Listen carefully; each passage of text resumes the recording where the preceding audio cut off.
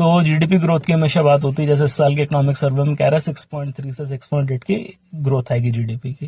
लेकिन जीडीपी के दो फंडे होते हैं, एक रियल जीडीपी होती है, एक नॉमिनल जीडीपी होती है। उसको समझते हैं। जीडीपी का अर्थ होता है एक साल में आपके देश में कुल मिला के कितना उत्पादन हुआ, चाहे सर्विस हो चाहे प्रोडक्ट हो। मान लेते हैं एक साल भारत में केवल एक किसान ने काम किया और एक बोरी गेहूं उगाया, एक बोरी गेहूं 100 रुपए का, तो ये क्या हो गया, ये आपकी भाई जीडीपी है, 100 रुपए का माल बना है। अगले साल भी एक ही बोरा गेहूं बना, लेकिन महंगाई थी तो 110 रुपए में बिका। तो आप कहोगे वाह वाह, हमारे देश की तो जीडीपी 10% बढ़ गई, लेकिन उत्पादन तो भाई उतने का उतना है, महंगाई बढ़ी है बेसिकली। तो ये जो 10% की ग्रोथ है 100 से 110 की, इसको कहते हैं नॉमिनल जीडीपी। लेकिन अगर हमें एक्चुअल ग्रोथ चाहिए तो जो इन्फ्लेशन का इफेक्ट है वो हमको हटाना पड़ेगा। मान लीजिए इस साल हम 1 करोड़ की हमारी टोटल जीडीपी थी, अगले साल 110 करोड़ की, 1 करोड़ 10 लाख की होगी, लेकिन 5% महंगाई का असर है।